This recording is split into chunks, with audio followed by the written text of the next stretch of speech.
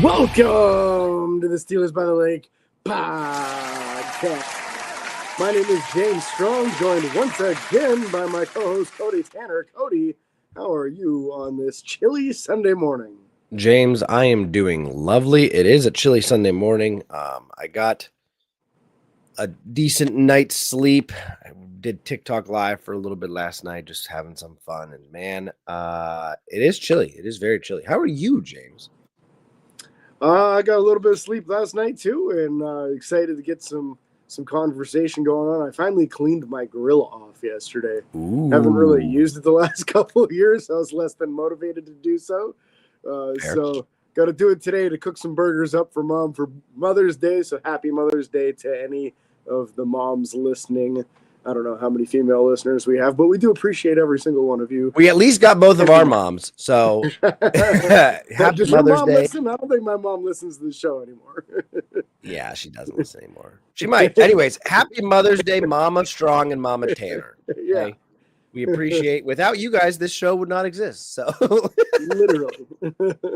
But yeah, we have some exciting things to talk about today, James. We're going to go over the rookie numbers. We're going to talk about the big George Pickens trade, which people probably have mixed feelings and emotions on, and then a couple other small details that might not be so small. So we will get to those details shortly. James, first off, let's go over these rookie numbers. Yeah, so the rookie draft class got their jersey numbers. They get to choose. They get a selection of here's the numbers available. What one would you like? Derek Harmon right out of the gate took number 99, and I really like it. 99 needs to come back to a dominant number on the Steelers defense, and it's been a little while since it has been. I mean, like Levon Kirkland was one of my favorite Steelers for a long time. It was awesome. Brett Kiesel really carried the torch with that number. And then there really hasn't been as much splash in that number since. So it's time for it, especially last couple seasons with Larry Ogunjobi wearing 99. It just made me depressed to see such an awesome jersey number doing nothing on the field. Now our rookie first-round defensive lineman wearing 99. I'm a big fan of it. Yeah, I love the number 99 for him. I love that he was so quick to choose it as well. I feel like when you get drafted, I feel like part of that process as any player would be like, and let me clarify, I guess. Any player with common sense would be like, all right, who's worn this number before? So he knew the history before he said yes to 99 or before he said, I want 99. And so that is not only in my mind exciting to see him being like, I want that. But it's also just exciting because it's a good freaking number for that position. It is a good number for a defensive lineman. So that's very, very exciting. A couple years past recently, we've gotten guys that wore numbers that didn't make sense for their position. We didn't like it. We would burn them. I don't think there's a number on this crew that I don't like, but the next guy, the running back in the third round, Caleb Johnson, going with number 20. Definitely more connected in my brain to cornerback room, but I don't mind that as the running back, obviously. So I don't think Staley was 21, wasn't he, Deuce? 22, I think. 22. Okay. So I can't even think of anybody outside of a corner, Cam Sutton, hot and cold corner. I think Bryant McFadden was number 20 back in the day. 20. So no major connection to this one that I'm like, like it's like, okay, he's going to try and make that number his own. So I'm excited for that. Yeah, I like it a lot. And again, like I'm with you. For me, the number 20 in Pittsburgh has almost exclusively been a defensive number in what I remember. Maybe Dwight Stone back in the day was number 20. He was a wide receiver for the Steelers when I was growing up. Really, really fast return, man. But as far as the number 20 on offense, that might be the only guy I recall, like just thinking quickly. Maybe for some reason, Eric Pegram is sticking out. Like maybe Eric Pegram was 20 also. He was a running back, small, fast running back in the day. But what I really think of when I think of number 20, that Rocky was Bleier. Barry Sanders, man. That's true. Barry Sanders was number 20. In my opinion, the greatest running back in NFL history. So I love it for a running back. I think it's great for Pittsburgh to have a guy in number 20 at running back because it's just not a common thing for them. And I think in a matter of like 3 years, we're going to see a lot of number 20s in the stands of people wearing his jersey. Yeah, Rocky Bleier wore 20 at one point too. Okay. So, that's exciting to know that another big running back in our history, at least, for that. So I like it. I like it a lot. James, the next guy, went just a little bit higher than that. He did. Jack Sawyer, the outside linebacker, will be wearing 33, which was his college number. For me, this one's a little bit different. I see 33, and I think Merrill Hodge. Yep. I knew you were going to say that. Merrill was the man growing up when the Steelers were a bad team. Merrill was one of the few things that you could look forward to on Sundays of giving good effort and playing well every week. Never a superstar. I don't think he made a single Pro Bowl in his entire career, but he was a staple. And then beyond that, I remember over the years some defensive backs wearing 33. But I don't know. It doesn't jump out as a huge splash number for anybody else. So he could make it on his own. It just doesn't seem like a linebacker number to me. I don't know. It's weird. It doesn't. And the most recent guys were Isaac Redman, a running back, Fitzgerald Toussaint, Trey Edmonds, Aaron Shamplin last year. Yeah. Austin Scott, CJ Henderson. Yeah. So a couple of running backs, some corners, but an interesting number for a linebacker for sure. Almost surprised Pittsburgh let him take that number, but sometimes they say no. Yeah, but usually that's just like when they try to do single digits at odd positions. They're just not a fan of that. Yeah, no, that's fair. The next guy taking a number that is a little. I like the number, but it's going to be weird for me personally a little bit. I can't remember how to pronounce his name now because it's not Yaya. Y.A. Black. Yes, the defensive tackle that we took in the 5th round. Yeah, number 78. And I can't help but think of Alejandro Villanueva. or even James Max Daniels Starks. more recently. So Max Starks, yep. 78 too. I mean, there's a big history of very successful offensive linemen for the Steelers, particularly left tackles that wore 78. Yeah, Dwight White was 78. Yeah, they're one of the best defensive linemen in Steelers history. So there is some history with that number being successful on the defensive line. It was an odd choice to me. If I were him, 78 wouldn't have been the splash number I was looking for. But I also don't know what was available to him. That could have been the best of the options available. So yeah, it really could have. Probably one of my least favorite jersey selections of all of them. That's probably between him and Jack Sawyer, probably the two. Yep. Honestly, probably the two. Yep. James, you want to go over the 6th round guy? Love the next one. Let's be honest. I talked about him a lot early on here. Oh, actually, Will Howard, we're talking now. I was looking at the next guy on the list. But I like this one too. Will Howard took 18. 18, a good quarterback number, especially on such a big quarterback. Sometimes it feels like a smaller quarterback, if they have a double-digit number, it kind of gets lost in their jersey because they got to tuck it in. Yep. As big as he is, you will always see the entire 18. So I think that's a good choice for him. 18 has been worn by a lot of people in the Steelers' history. Mike Deontay Johnson, Mike Williams, most recently. What was that? Mike Tomczak? Mike Tomczak. Yeah, he was a QB back in the day. Yep, from 93 to 99. You want to know? Listen, Pittsburgh had 2 GOATs at the same time. If you'll get my drift. In 1953 to 1954, Pat Brady wore the jersey. He was a punter. Oh boy! I just saw Brady and Pat, and I was like, "Oh, look at that." Yeah, I like this number. I think there's no crazy history attached to this as a quarterback outside in the like for us at all. Yeah. For quarterback, but you obviously have 12. It's 7. It's 10. It's 14. Those are the numbers that you. There's even 8. I would argue has some history with Tommy Maddox in the recent, but it's. I mean, it's not good. It's not whatever. But I mean, yeah, the 18 is a good number for a quarterback though. Like you think of Yeah.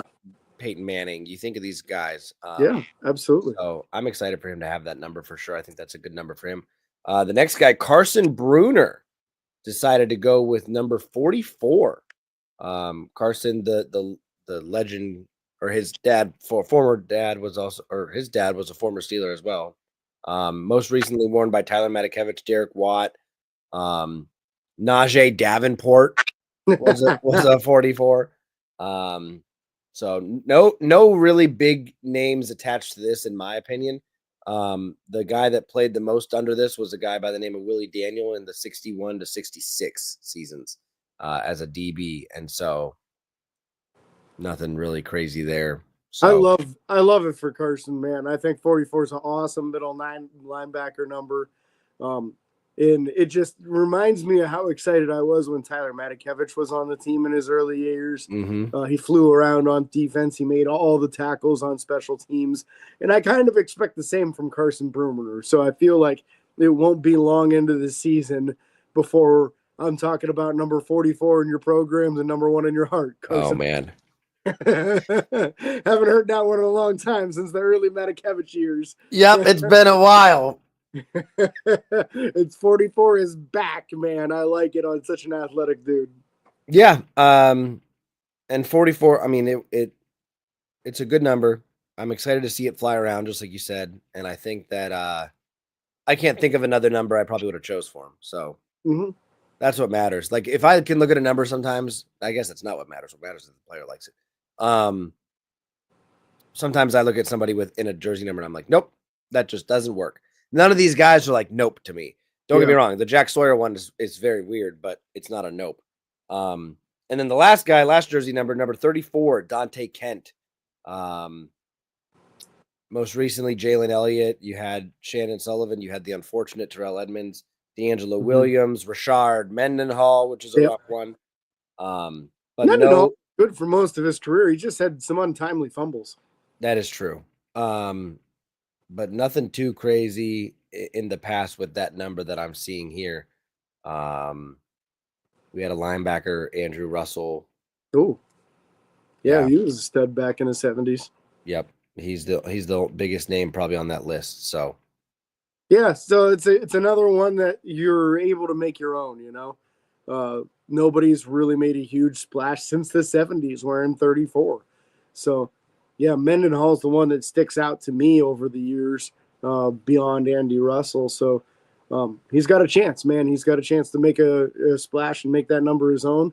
But there's always the wild card, too, that if these guys get into the regular season, somebody else gets cut that wasn't expected to, a different number frees up, they can always switch numbers too. Yep. No, I agree. But that's all those guys' numbers. We'll probably get more numbers for the undrafted guys at some point. I think they're already out. I just didn't have a list of it, to be honest with you. That's fine. We can look into that another time. That's not the end of the world today.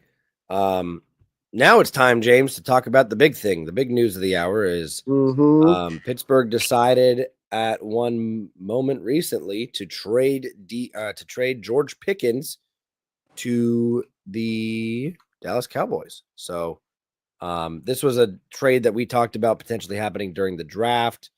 A lot of things interesting there that just didn't happen. We kind of like, okay, it's not going to happen. We're going to have these two arguably number one wide receivers, and then boom, here we are.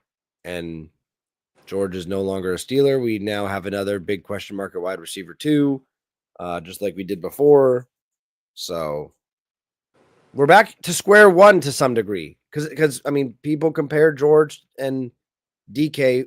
They're both freaks. Obviously, George is a little bit smaller than DK, but very, very interesting decision to trade. And they traded we got a 3rd round pick and a swap of day 3 picks. So I think we got a 6th for a 7th, if I'm not mistaken. Yeah. So it's a 3 for, I want to say we gave up a 6 and got a 3 and a 5 in return. Okay. And the 5 and the 6 were 2026 draft picks.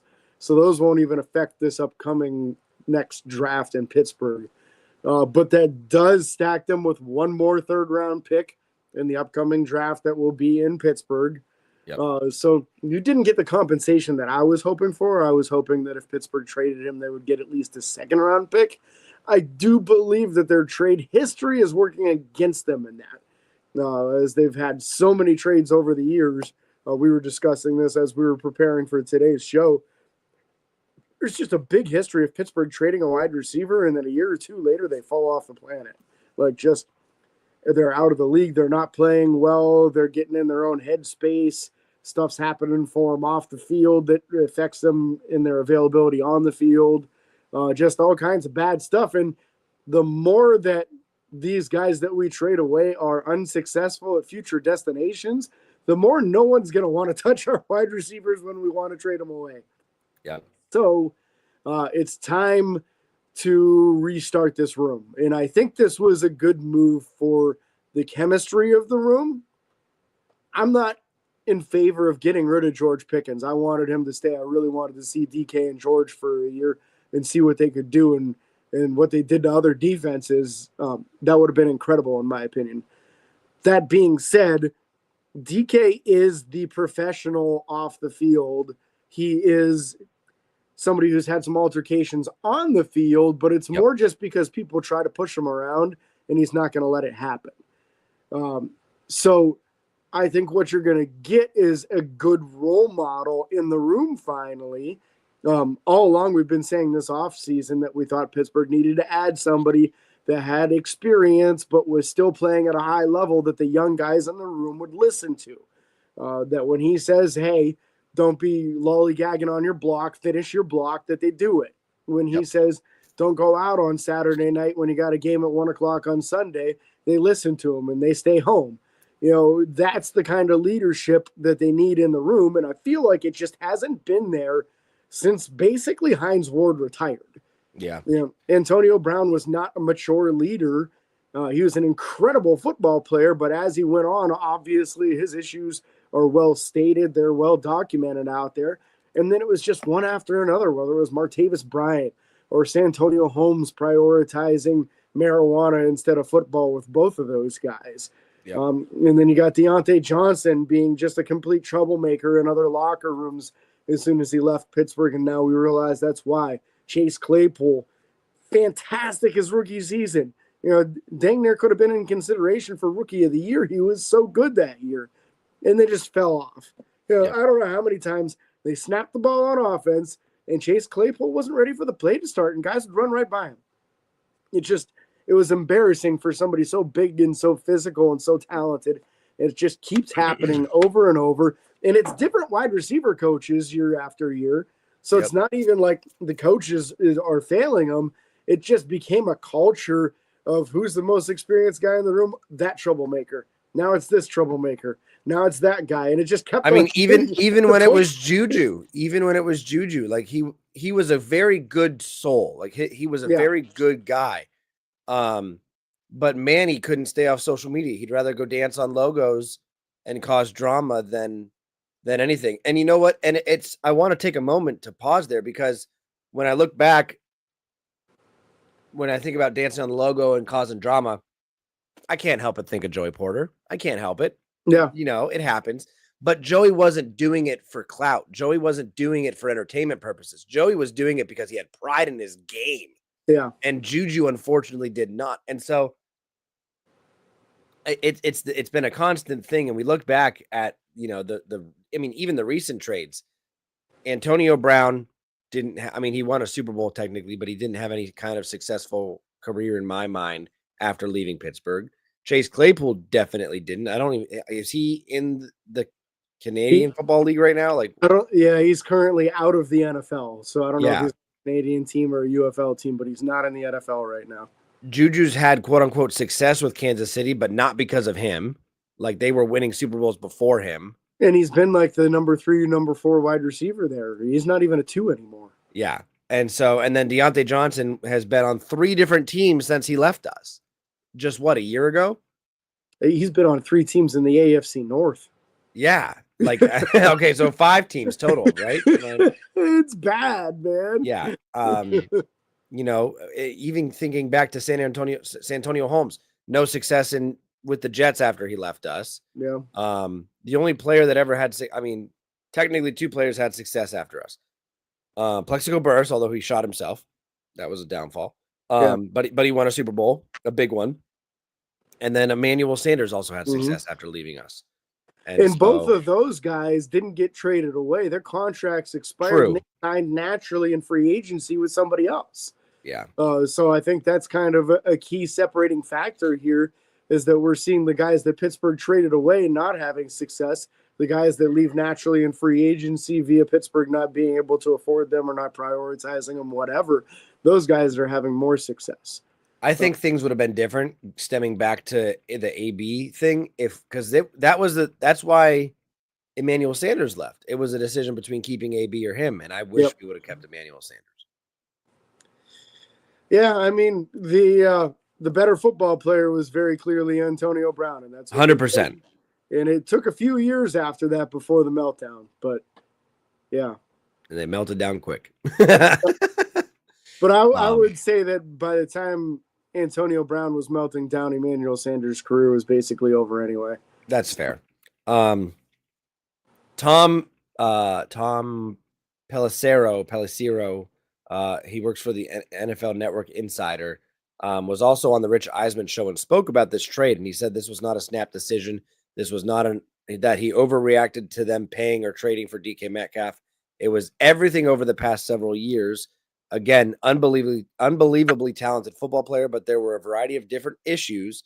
There was tardiness to meetings. There were a couple of games where he showed up late to the locker room. You always want guys there before you turn in your inactives 90 minutes before the game. There were multiple occasions George Pickens wasn't in the locker room yet. And so, unfortunately, and I wish I understood why. I wish I understood, is he just that bad with time management? Does he just not care? Does he just think that he wants to put on this persona that I am bigger than the rules? Like, I don't know what it was. And I don't want to speculate that either, because there are times where when I see George on the sideline, I'm like, he's getting talked to Mike Tomlin. He's ready to go. He's fixing his stuff. And then boom, same issues. So I don't know. Well, only one thing is clear there is that he didn't prioritize it. Because if he had prioritized it, he would have been there on time or early every time.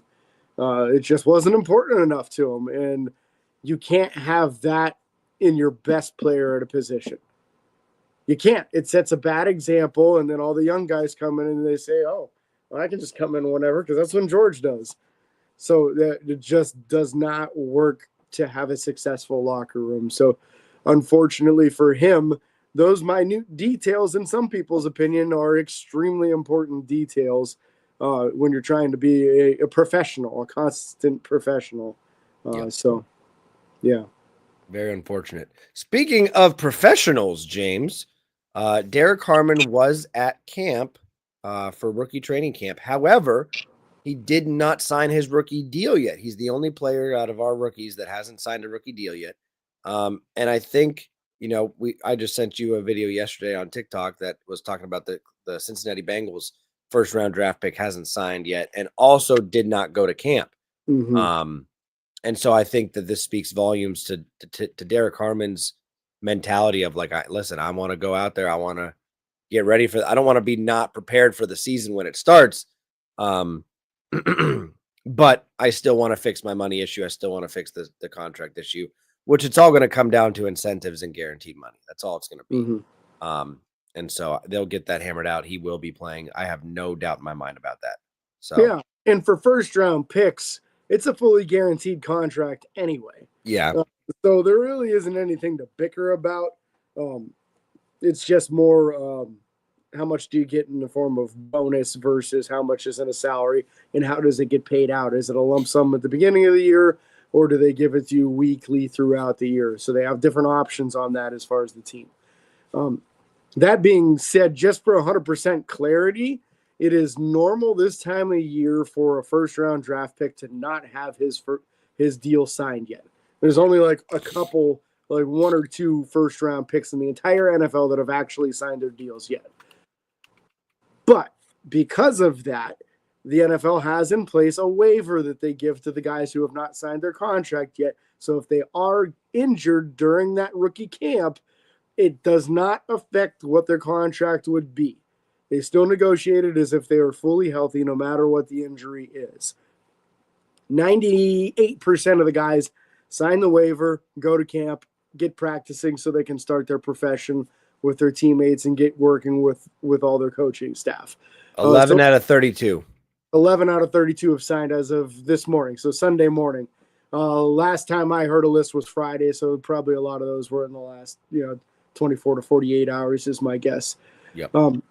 So that being said, for Cincinnati to not only have their first round pick, but also their second round pick decide I'm not going to sign the waiver and I'm not going to practice in rookie minicamp, that's bad. Yep. That's real bad, and it's real rare. And I bet if you went around the league, there's probably not more than a handful of guys that did that outside of those two. Yep. It's unfortunate for them, but yep, that's the way it is.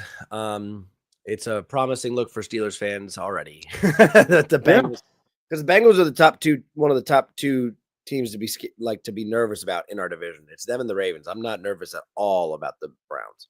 Mm-hmm. So. No, I don't think anyone should be, especially saw some footage from their rookie camp and Shadur Sanders' first throw was an interception. See, somebody said that, and I saw that throw, and I couldn't see the interception. And then I did see an interception thrown by the other guy, Dylan Gabriel. Gabriel, yeah. Yep. I saw an interception thrown by him to another rookie, which I thought was funny. So, yeah, what a mess for them. Yeah, it's going to be a fun time for the Cleveland Browns. So this weekend is the rookie mini camp. That's what's happening right now. I think it's a 3-day mini camp that they do, which includes a bunch of tryout players, 25 of them in total to be exact. This does mean that there's a chance some of those guys make the team. If so, they'll have to cut some people to make room because they're already at the proper number. One of the most notable names to me was Trey Sermon, former Ohio State running back. He's been in the league for 4 years and is at the camp as a tryout player. The only reason I even bring this up is because I do feel like Cordarrelle Patterson is overpaid for what we got out of him last year. Yep. And maybe it might make sense to bring somebody like Trey Sermon with a little bit of experience on there as the number 4 running back. I guess it would be over Cordarrelle Patterson. Yep.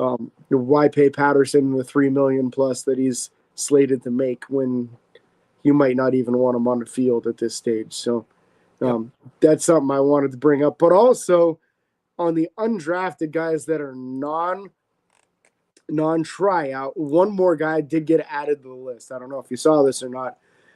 Blake Mangelson is the guy's name. He's a defensive line.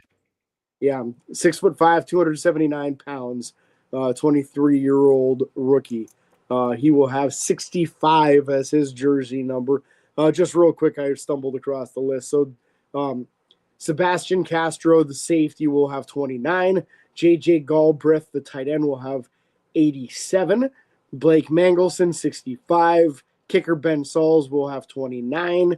Rock Taylor, the wide receiver out of Memphis, who's turning some heads, is sporting 81. I like that choice for him. Yep. The fullback, DJ Thomas Jones, taking 48.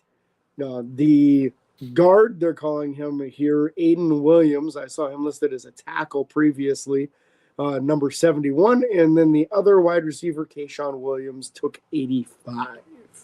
So very soon, probably in the next few weeks, James and I are going to come out with our way too early 53-man roster predictions. Oh, yeah. And I'm telling you right now, I'm going to give you a sneaky. Nah, did I give you a sneak peek? I'm going to give you a sneak peek. I don't care.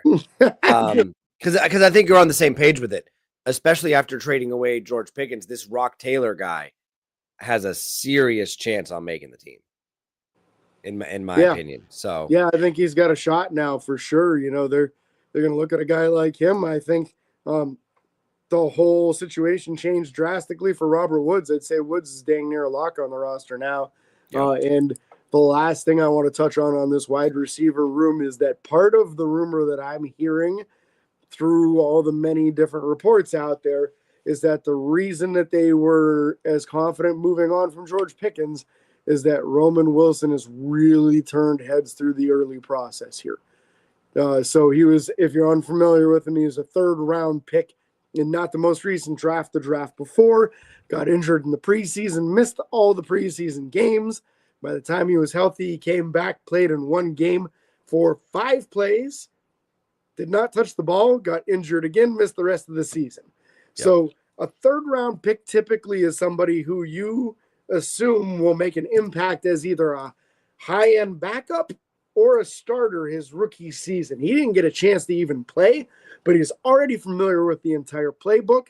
He's already been to a bunch of practices and participated in those. So he's a step ahead of where a rookie would be at this stage in the process. And to me, a dark horse to be that number 2 wide receiver. Keep your eye open for how things go through the offseason with Roman Wilson. I won't be surprised if by like week 4 or 5, Roman Wilson is your starting wide receiver opposite DK. Yep. It's going to be a very, very interesting time to be a Steelers fan this year. So we're very excited. Roman Wilson, we've been excited from last year. It's the same thing that happened with Calvin Austin and Corey Trice. These guys got injured their rookie years, didn't play the entire rookie year. And then it's practically like having another draft pick coming into the next year. So then Fautanu, same thing. We missed Fautanu almost the entire season. So it's like having a bonus 1st and 3rd round pick on this year's roster based off of those guys missing almost the entire season last year. Yep. I am very excited, James, to see what this team can do this preseason and regular season and hopefully postseason. We'll have to wait and see what happens. So, again, we're very excited. If you guys don't like any of those numbers or want to share your opinion on the George Pickens trade, feel free to message us on social media. We'd love to share your input and your thought. Can't thank you guys enough for listening or watching. Be sure to like and follow on Facebook, Twitter, Instagram, TikTok, and YouTube. Subscribe, ring the bell. It's free. Doesn't cost you a thing. Don't forget the 5-star reviews on Apple Podcasts. Make James here very happy. And until next time, this is your host, James and Cody, signing off. Peace.